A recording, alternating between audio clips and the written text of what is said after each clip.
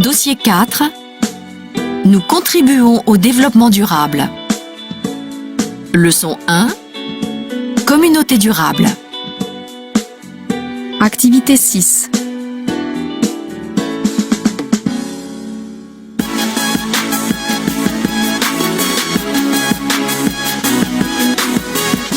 L'idée est simple et se développe depuis plusieurs décennies dans le nord de l'Europe. L'habitat participatif s'applique à un groupe de personnes réunies autour d'un projet qu'elles vont concevoir ensemble. Les futurs habitants définissent ensemble une charte de vie commune et élaborent toute l'organisation de ce lieu. Le concept fonctionne bien en Allemagne, par exemple, et intéresse un Français sur 4.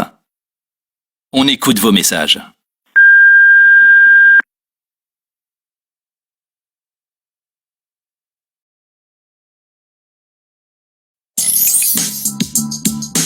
Activité 7. Bonjour, c'est Eric, à Montpellier. L'habitat participatif, moi je suis pour. J'ai vécu 10 ans dans un très bel appartement. Je m'y plaisais beaucoup, mais personne ne se connaissait. Choisir sa maison et choisir ses voisins, oui, j'approuve totalement le concept. Il faut juste espérer que ceux qui décident d'habiter ensemble resteront fidèles à leur logement et donc à leurs voisins. Je trouve intéressant de pouvoir décider de tout, de l'organisation des pièces, du choix des matériaux. Mais cela demande de passer beaucoup de temps à échanger, à discuter, à choisir les matériaux, le type d'énergie. C'est effectivement très bon pour l'empreinte écologique, mais je trouve ça vraiment trop chronophage. Bonjour à tous. Mon ami et moi, nous partageons totalement cette nouvelle manière de concevoir le vivre ensemble. Nous aimons les rapports aux autres, mais aussi vivre chez nous tranquillement, sans avoir tout le temps du monde. S'en sortir collectivement plutôt qu'individuellement? À mon avis, c'est une idée intelligente, mais difficile à mettre en place. Je crois que ça favorise évidemment de meilleures relations de voisinage. On ne peut qu'adhérer au principe. Normal que ça se passe bien au début, quand les copropriétaires se sont choisis et sont toujours les mêmes. Et la mixité sociale dans tout ça?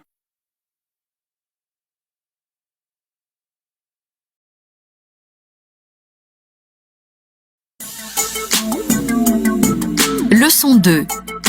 Consommation responsable. Activités 6 et 7.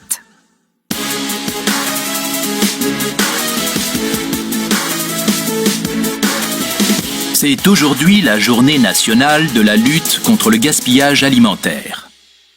Voici quelques chiffres pour comprendre ce gaspillage. Un Français jette en moyenne 7 kilos de produits encore sous emballage. Une dépense de 400 € par an et par ménage qui va à la poubelle. C'est absurde, évidemment. Comment lutter contre cette dérive de la société de surconsommation ? Vos questions, vos remarques, vos témoignages au standard et sur franceinter.fr. Nos invités. Éric Louet, sociologue de l'agriculture et de l'alimentation. Et Guillaume Pasty, directeur de l'ANDES, l'Association nationale de développement des épiceries solidaires.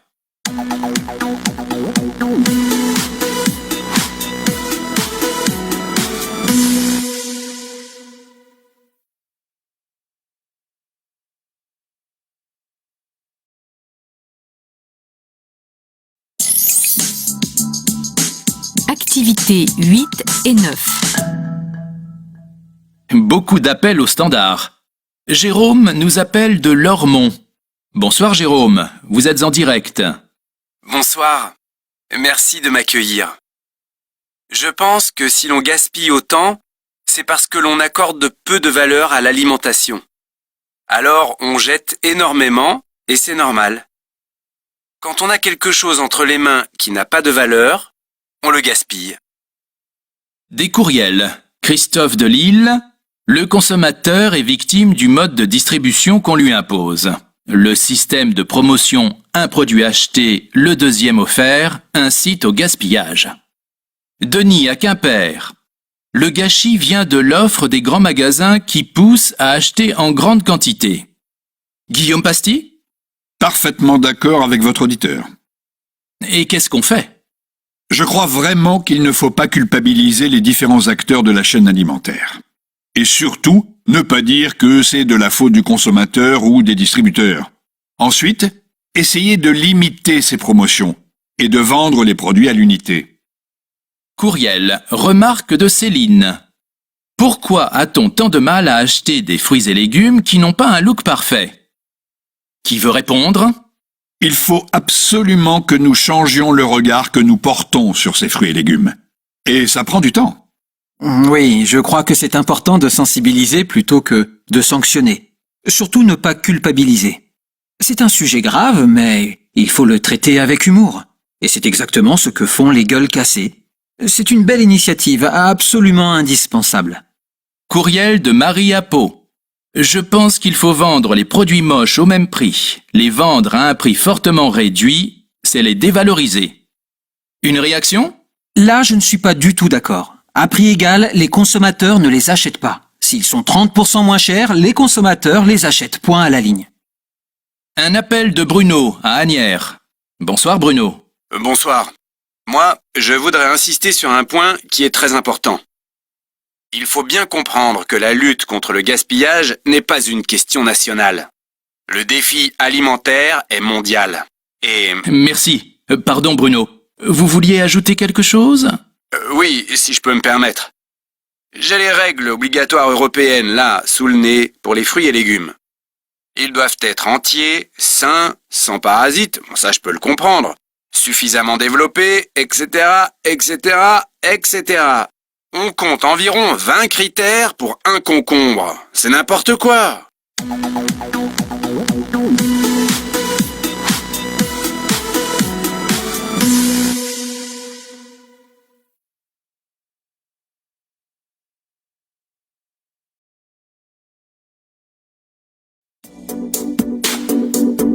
Focus langue. Grammaire. Activité 4.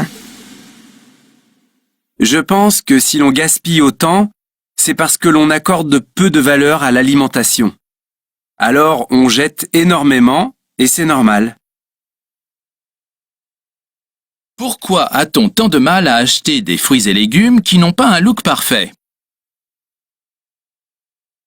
C'est une belle initiative, absolument indispensable. Les vendre à un prix fortement réduit, c'est les dévaloriser. On compte environ 20 critères pour un concombre. C'est n'importe quoi.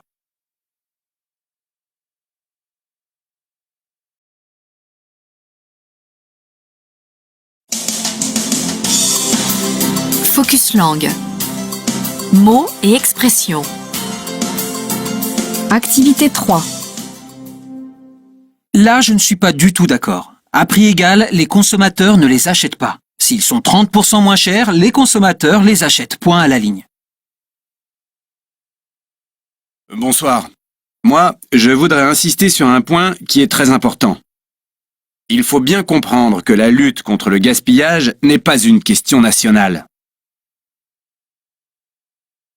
Merci. Pardon Bruno. Vous vouliez ajouter quelque chose? Oui, si je peux me permettre. J'ai les règles obligatoires européennes là, sous le nez, pour les fruits et légumes. C'est n'importe quoi.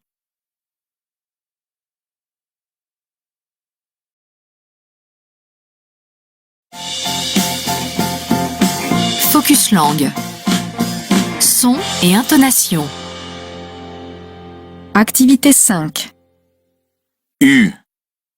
Rue. Ui. Suis. Où. Strasbourg.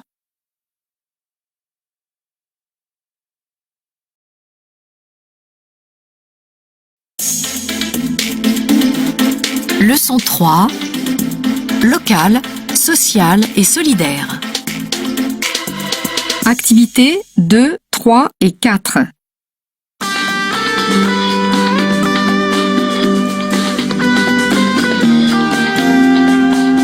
start-up ivoirienne a présenté le premier bloc de chocolat Made in Côte d'Ivoire. Avec 40% du marché mondial, la Côte d'Ivoire est le premier producteur mondial de cacao. Pourtant, seule une petite partie du cacao est transformée sur place.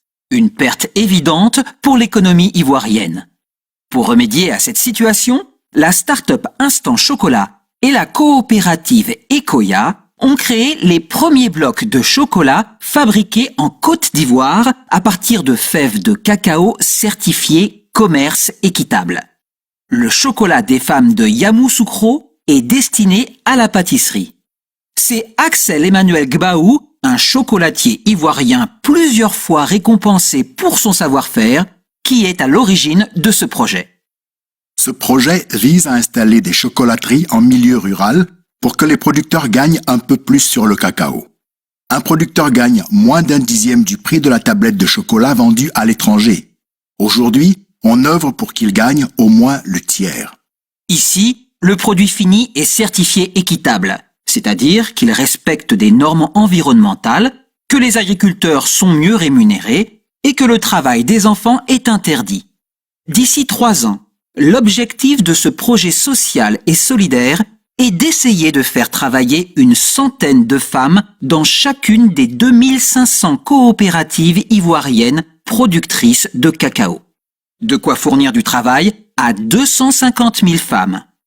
Instant Chocolat cherche actuellement à obtenir des financements pour ce beau projet véritablement Made in Côte d'Ivoire.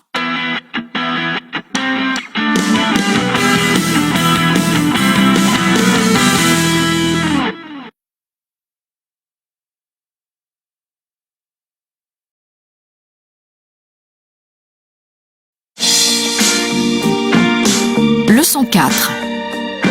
Agir au quotidien. Activité 7.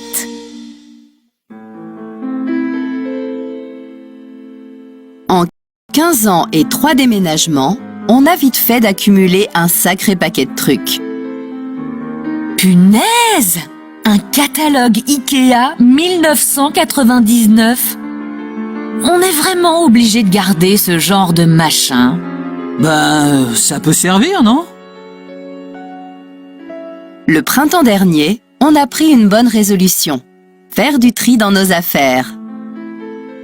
Oh, c'est marrant. J'ai retrouvé tous les manuels scolaires du lycée. Où est-ce que je pourrais les ranger? Poubelle! Hé! Je veux pas qu'on jette ma cassette de l'étrange Noël de Monsieur Jack! Mais on n'a plus de magnétoscope! Les chaussures de bébé de Gabin. On pourrait peut-être les garder encore un peu. Je peux jeter le bateau Playmobil que j'ai eu à Noël? Je joue plus avec. Eh ben, j'ai plus qu'à tout amener à la déchetterie. Bonne chose de faite. En même temps, c'est un peu bête de jeter tout ça. Il y a plein de trucs en bon état là-dedans. On devrait plutôt amener ça au secours populaire. T'as raison. Mais c'est fermé aujourd'hui. Prendre du recul sur la société de consommation. Se détacher des biens matériels. C'est pas grave, on laisse tout ça ce week-end et lundi matin, je dépose tout au secours pop. Impec. Aller à l'essentiel. Savoir se séparer du superflu.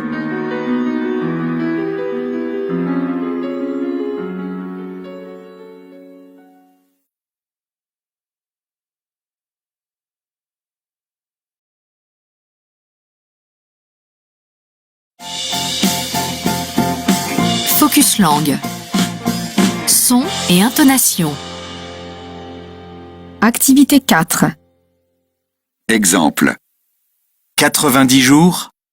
Soyez le changement climatique. 1. Protéger la planète. Il faut agir maintenant.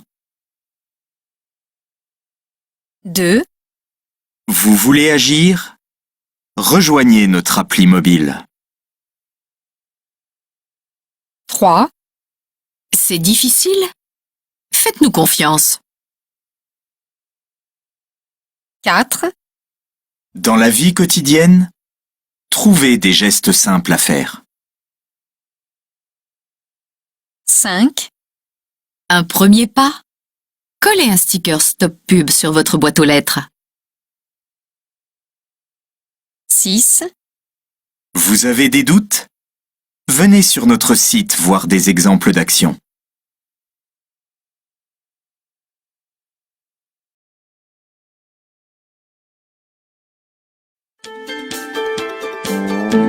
DELF 4.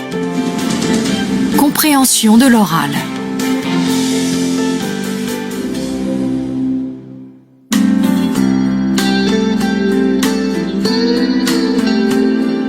Nous allons maintenant parler du tourisme et du développement durable, à l'occasion des palmes du tourisme et du développement durable, qui récompenseront les meilleures initiatives dans ce domaine. Ce matin, nous allons nous intéresser au développement durable dans les hôtels. Oui, car il faut bien le reconnaître, pendant des années, le développement durable en hôtellerie s'est limité aux petits panneaux en carton qu'on a tous vus dans les salles de bain et qui nous incitaient à utiliser moins de serviettes. Mais on ne parlait pas, ou très peu, d'un sujet ô combien sensible, celui du gaspillage alimentaire. Pour rappel, il y a à peu près 10 tonnes de produits alimentaires qui sont jetés chaque année en France, dont 1,5 tonne rien que dans la restauration. Et ça touche tous les types de restauration, y compris les palaces.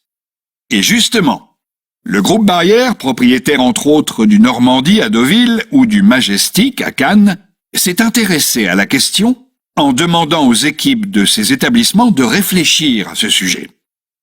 Explication de Clémentine Concasse, qui est la directrice du développement durable du groupe Barrière. On a mené une étude dans un de nos restaurants, où on a essayé de mesurer notre gaspillage alimentaire. On a mesuré les déchets de préparation, les déchets de fin de service et le pain. On s'est rendu compte qu'on avait du gaspillage à la préparation. Donc, on a décidé de travailler avec les équipes de restauration et de mettre en place un challenge anti-gaspillage. Qu'est-ce que c'est?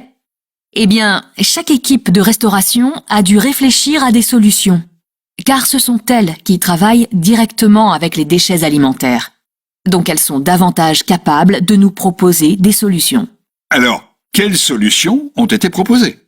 Par exemple, pour les épluchures de pommes, les équipes ont proposé de les cuisiner et de ne plus les jeter.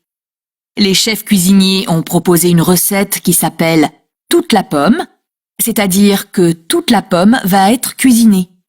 On peut faire une gelée avec le jus de pomme, qui peut accompagner le foie gras par exemple, ou encore un petit pain avec les pépins et le trognon. Avec la peau, le chef propose de faire des chips de pommes. Mais quel est l'intérêt pour les palaces? Tout d'abord, il y a un intérêt économique. Si vous jetez moins de produits et que vous les cuisinez mieux, vous les valorisez, donc vous gagnez plus d'argent. Mais il y a aussi un fait nouveau. Ce sont les clients qui recherchent de plus en plus les établissements qui luttent contre le gaspillage. Par exemple, certains hôtels vont même jusqu'à placer des écrans vidéo à la réception pour montrer en temps réel l'impact des activités de l'hôtel sur l'environnement. Merci Philippe.